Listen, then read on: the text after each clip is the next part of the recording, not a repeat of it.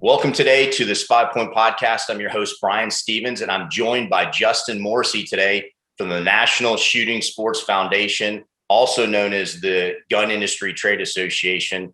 And Justin is going to talk about some important topics today around the gun industry and some programs that they've got going on. So Justin, nice to meet you, man, and welcome to the podcast today.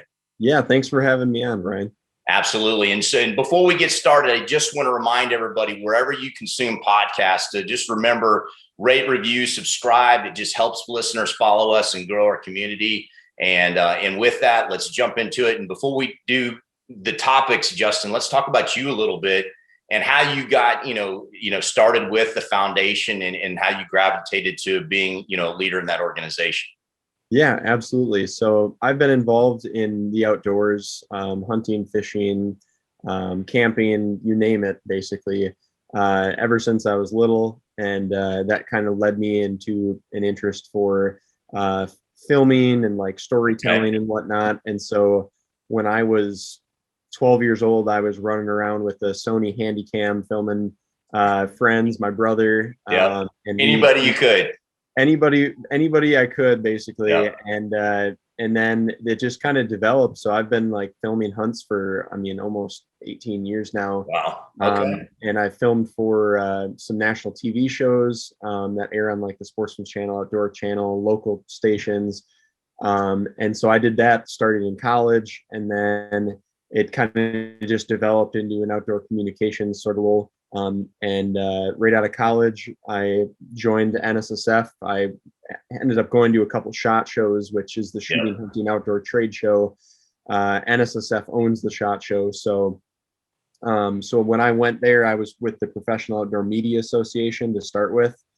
And I ended up meeting my current supervisor and got hooked up. And now I've been working with NSSF for the last 7 years, and it's brought me all over to events, met thousands of industry professionals, and have had a lot of great experiences in the industry. Wow, that's pretty amazing, Justin. I've done a lot of filming myself, and my business partner, when we get started doing this, we did a lot of the same thing, but we didn't do it as long as you did. So you must have had a passion for it, because, that many years ago, the equipment wasn't, it was pretty standard, and to figure out how to do all that in a tree and a blind. Good for you for, creating that pathway. Yeah. I love storytelling. And to this day, I think I'm a good fit for my job at NSSF right now. I manage social media for NSSF. And I think storytelling is a really important thing for anybody. Stories really move people, drawing out their emotions and whatnot, and being relatable. Absolutely. And so I think it's been a good fit for me. That's great. One of the things that, I have always admired, respected, and what we try to do in some of the videos that, we've done over the years is, not a lot of people get to experience what we do, and some do. But those that don't want to live through that moment with you, that's the beauty of telling the story through video and helping people feel in the moment, like they're right there in your back pocket, experiencing that, the emotion, the beauty, and it's not all about shooting an animal. It's just that experience of being there in the moment. And I think if you have that ability to help people feel a little bit of that, then you've done a good job of helping tell that story. Yeah, absolutely. It's just showing people the encounters that they can experience outdoors. I think that's good enough. And video is like such a critical format for social media. It engages more, it gets more views typically. And so whether you're a professional in the industry or just a person who loves to go out and hunt and share their experience, it's a great format to use. No, I'm right there with you. So before we get into some specific topics, maybe we can ground everybody around the foundation and really what does NSSF stand for? What are some of the pillars, the mission, what they do to represent the gun industry and the American shooter? Yeah, absolutely. So NSSF, the National Shooting Sports Foundation, is the trade association for the firearms and ammunition industry. We have tons of members that make up the industry, including retailers, ranges, manufacturers, importers, exporters, media, basically anybody who works and makes a living with anything tied to firearms, they come back to being tied to NSSF in some way. Like I said, we own the Shooting, Hunting, Outdoor Trade Show, the largest trade show for firearms and ammunition, hunting, cutlery in the world. So we have that trade show brings in about 60,000 people to Las Vegas. I've been there. Yeah, it's giant. Amazing. Yeah. And so it's great. It is a trade show, so it's only for business people in the industry. Yep. And so it's pretty transactional. It's really busy all week. There's appointments, kind of crazy, but NSSF represents gun owners too, as well as the industry. So the industry is our main target audience, or focus audience, I should say. Sure. And so we have a team on Capitol Hill that works on government relations. Thank God for that. Thank you. You're welcome. Yeah, it's pretty intense what they do. They're an awesome team. They do stuff at the federal level, state levels, local levels, mostly looking out for industry members and businesses. Like a great example is during COVID-19, our state team, they worked in their areas, regional areas, to work with governors and any state officials to keep businesses open, retailers and ranges, to deem them as essential. And that's so amazing. They ended up deeming them as essential so that the doors didn't close, and so that people could continue to exercise their Second Amendment rights. So that's like a great example, a timely example of what our GR team does. But we do so much more than that too. I mean, as any business at a local level, or any big manufacturer, we help them. We provide industry research to them. We provide compliance resources to help them stay in compliance with like NICS and the FBI, all the background check stuff, OSHA with ranges. Like there's just so many things that gun owners don't see that are going behind the scenes. And so we really help with that stuff too, as well as like awareness campaigns. We do a ton of stuff around firearm safety, training resources with like our First Shots program. I mean, I could go on and on all day about all the stuff that NSSF does. It's pretty mind blowing how much stuff there is out there. Well, listen, I wasn't aware of all of that, and I'm a proud gun owner. And listen, I'm a big bow hunter, but my roots are I'm a gun owner and proud, both to hunt and personal defense, and I love to shoot and all that, like many of our viewers do. And so, look, I mean, that's an important piece of our Second Amendment rights is your work with the industry, because if the industry doesn't have the flexibility to do the things that it needs to do, then, we as gun owners and want to purchase and interact with the industry, it makes it that much harder. So what you do is a critical component for us downstream as gun owners who love, to shoot and to do other things. So that is amazing work. And so let's pick a couple of those topics. I know August is, National Shooting Sports Month. What are some of the specific things within the month of August that you guys as a foundation are really going to be focused on and as association to really help the industry? And then again, downstream as us as the gun owners. Yeah, absolutely. So this year is the 5th annual National Shooting Sports Month. NSSF started the annual celebration that is throughout the month of August. And we work with businesses across the industry to create promotions and to encourage people to just get out, celebrate, exercise their Second Amendment rights, focus on training, mentorship, just getting out to the range and having fun. I mean, fun is the most important thing, but in order to have fun, you need to be safe too. So it's really a good opportunity to like get out there, bring someone new, teach the fundamentals and all that stuff. So that's huge. We offer some pretty big promotions. We have some big gearbox giveaways, +1 gearbox giveaways. Who doesn't love a giveaway? Exactly. Yeah. And I mean, they're pretty intense. I mean, in the years past, we've had several, like dozens of them throughout the month.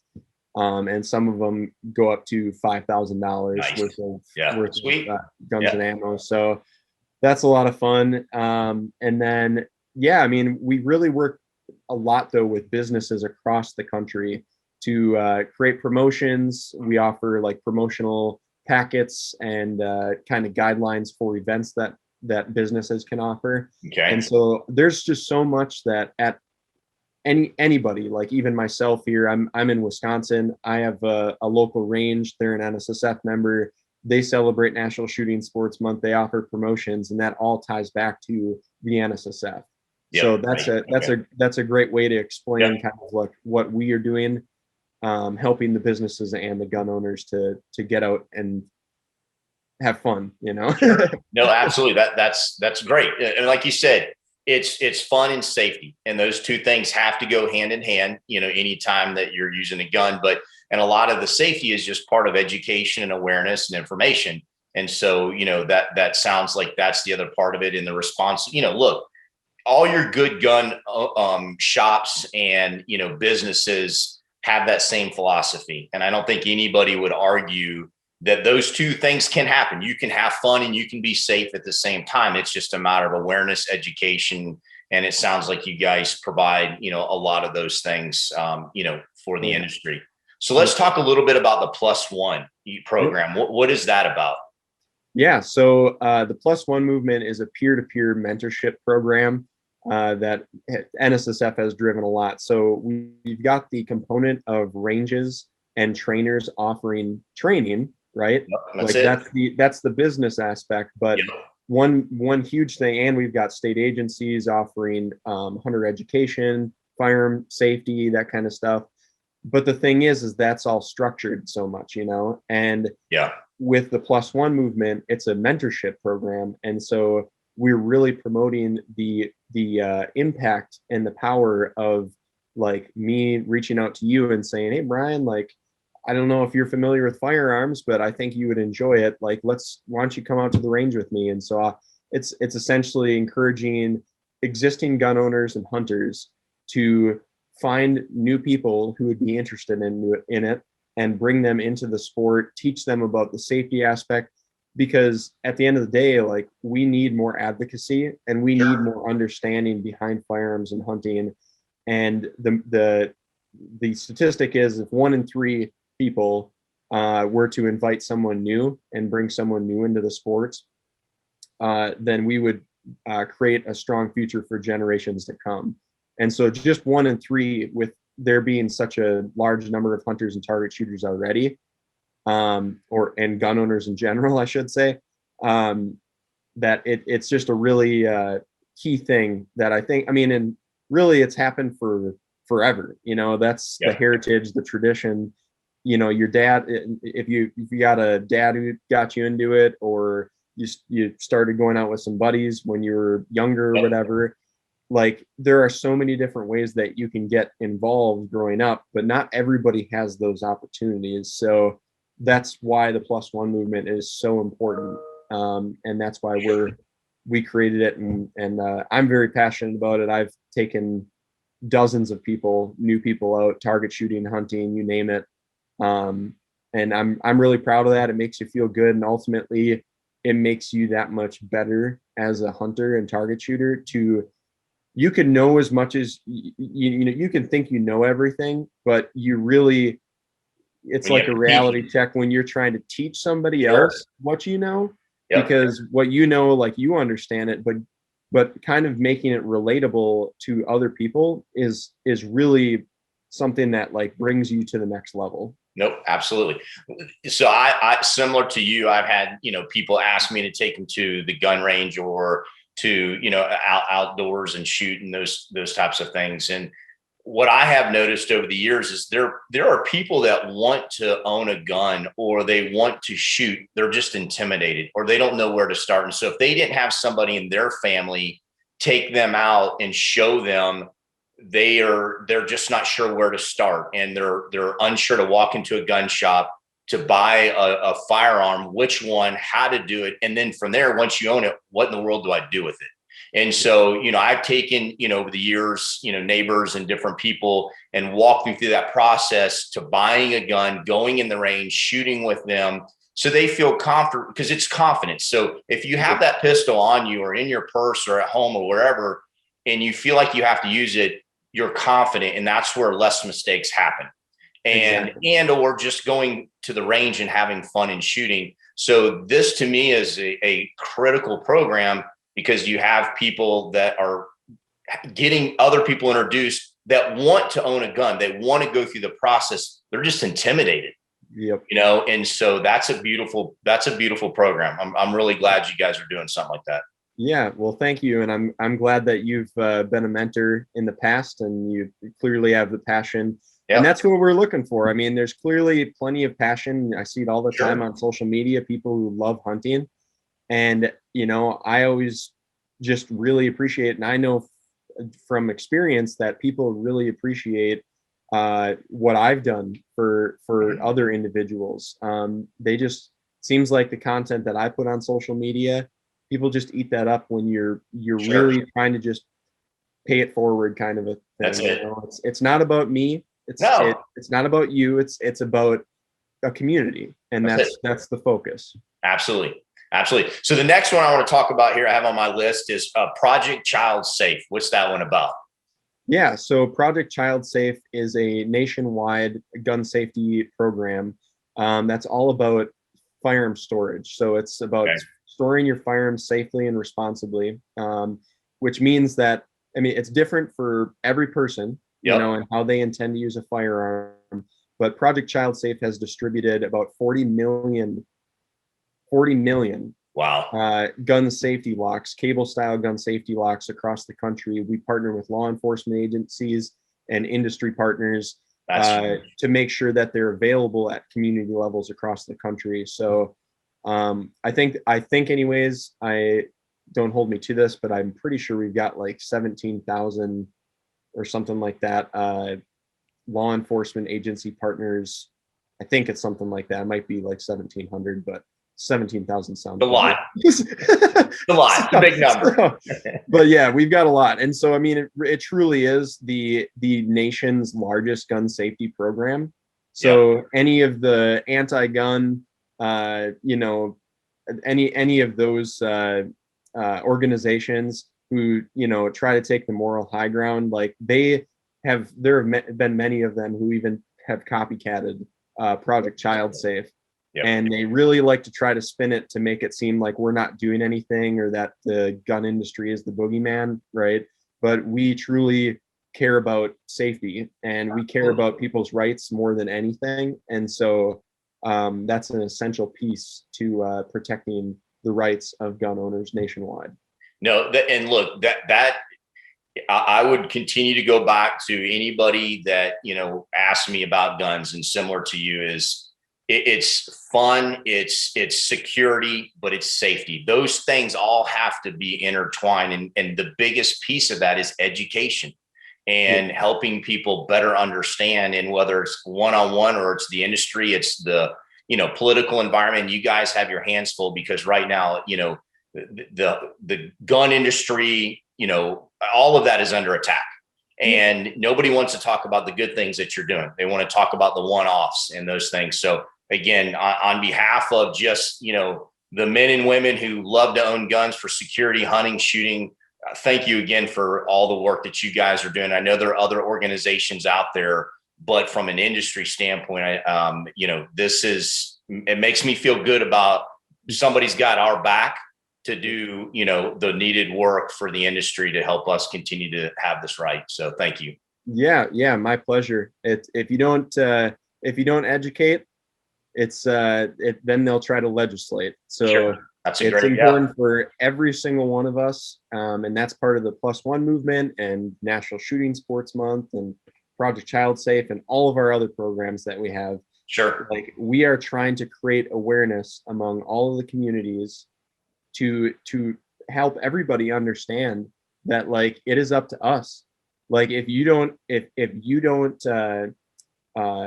take care of yourself and understand, like, if you don't protect your own rights by helping to educate others, someone is going to step in and do it for you. If you're, that's what I was going to say. If you're not disciplined, then someone comes in and will discipline you. Correct. And so that's what we're trying to keep others just away from, affecting our rights in a negative way. It's just and it's coming in from all different angles too. No question. So, more so now than I think ever, and yeah. The work that you guys are doing in other organizations is critical. And so, before we get in, I definitely want to talk about a little bit of hunting. All right. Oh, yeah.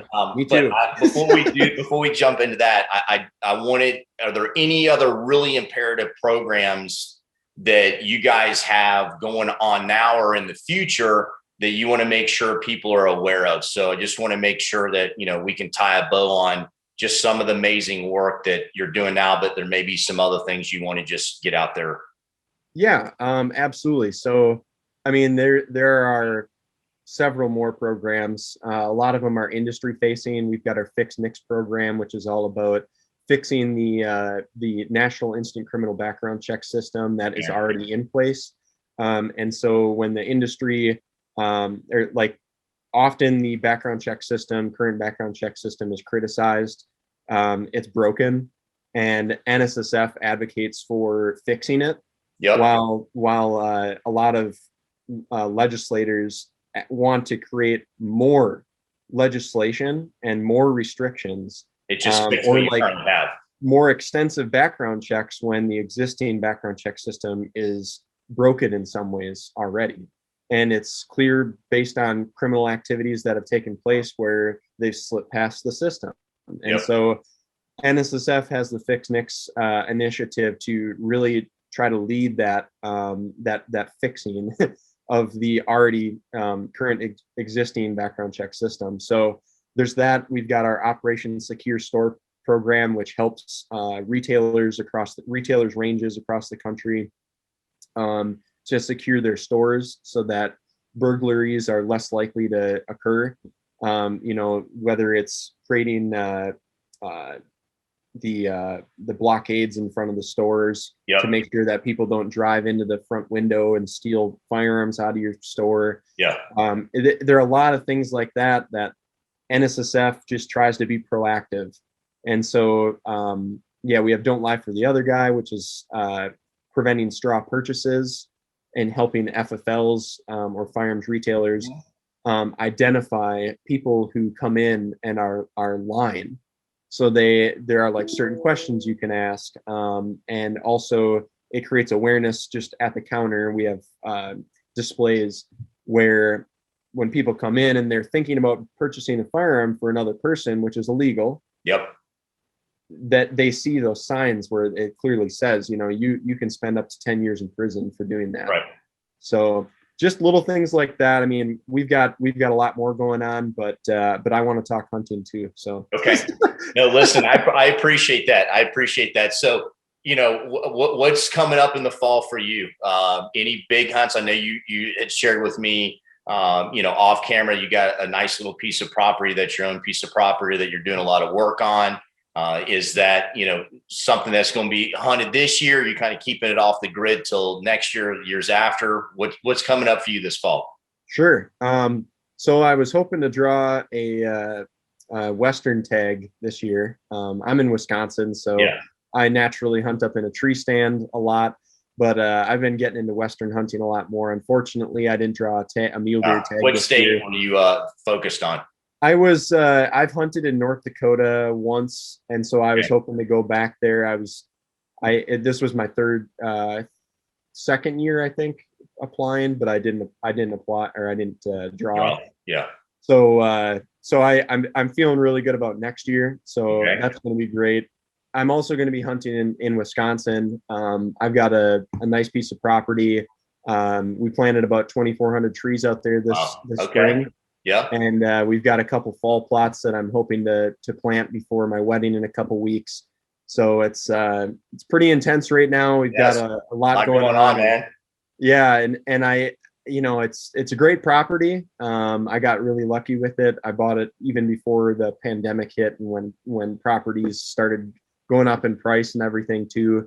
So I was lucky to hit that at the right time. But but yeah, there's some nice bucks running around out there. I actually have a couple SPYPOINT cameras that have been super handy. I've got a 30 acre, I've got about 75 acres, and about 30 acres of that is what I consider a sanctuary. Beautiful. Love and that. I only go in there in the spring to do some shed hunting. But I put some cell cams in there and let those just run throughout the whole fall. The beauty about them. No, I have to go in there and mess it all up, you know? Yep. Yeah, it's been a game changer for me. Honestly, like I stepped into the cell cam market, and you know, it's just been amazing how I don't have to worry about disturbing, or I don't have to be like strategic about anything. It's just you go in. The strategy is to go in, set a camera up, and you're good to go. So that's been awesome. And yeah, last year there was a like a 180 class buck running around that my neighbor saw. I never saw it, but yeah, I'm hoping that he lived and that I'll end up at least getting to see him this year. You Absolutely. That's well, he's 180 last year, and he's still got a year or two. You know, if he's 4 or 5, he could be a stud. I mean, he's a booner now, but he could be gigantic. That's awesome. Yeah. I really just hope to see him, and I like to bring a camera with me every time I go up in the stand. Last year, I actually messed up on a 150 class buck. I was filming, and everything just happened so fast.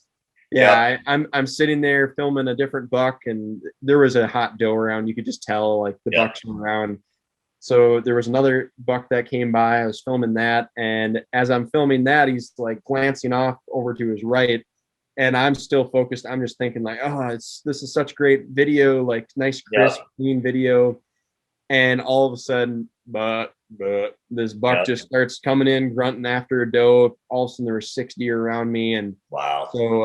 So I need some redemption this year because I messed up on that. The neighbor ended up shooting that deer during gun season, so which I'm happy for them. That but still, it's got kids and stuff, so it's fun to see them like get excited about a big buck and all that. So yeah, well, that's awesome. Okay, all right. Well, we need to get you down to Florida and hunt down here.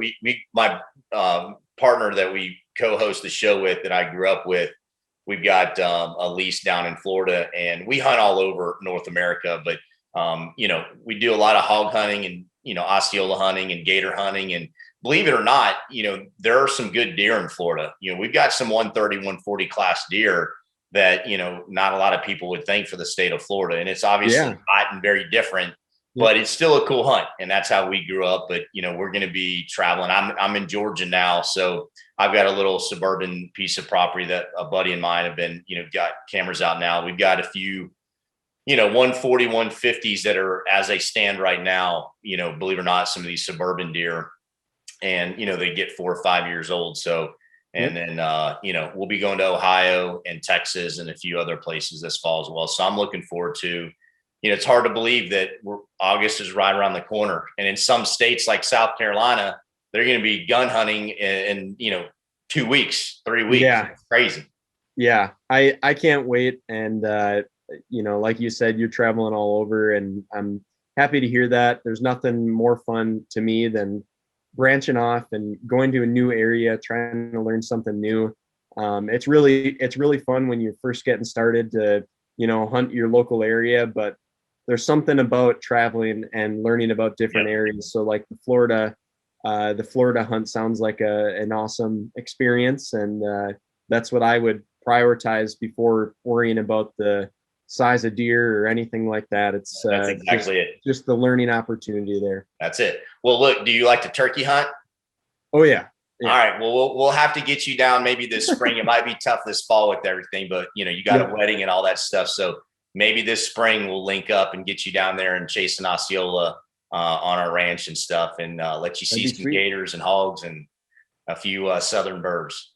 Yeah, that'd be awesome. I'm a big bird hunter too. I got a black lab and nice duck hunt and stuff too. So I'll be doing that this fall, and pheasant and grouse and stuff. But but no, that sounds like an awesome opportunity. I hope we can work it out. Absolutely. So listen, you know, before we wrap this thing up, I would just, you know, have everybody, you know, that's listening, tell us a little bit about where you're going to be hunting, any cool places, if it's at home, any pictures of bucks that you guys have that you're looking at, or if you're going to be traveling at all. I'd love to just hear and see, where other people are doing. We're sharing our stories, but love to hear from our audience and viewers what they're going to be experiencing this fall and where they might be going. So with that, let's talk about how people can find and consume, information and content, from the association and the organization, and how can they just learn more? How can they participate and be involved?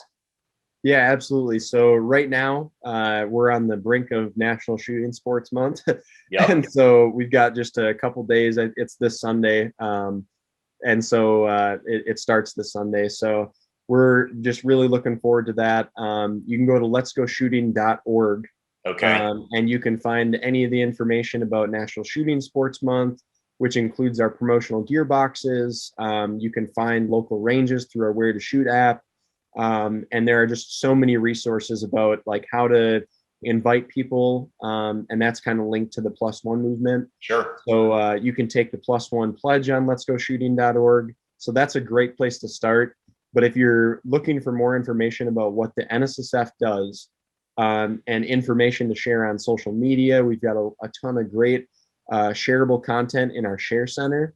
And so that's like shareable graphics essentially that are stats and Okay. things that back up conservation, safety, some of the most current topics happening.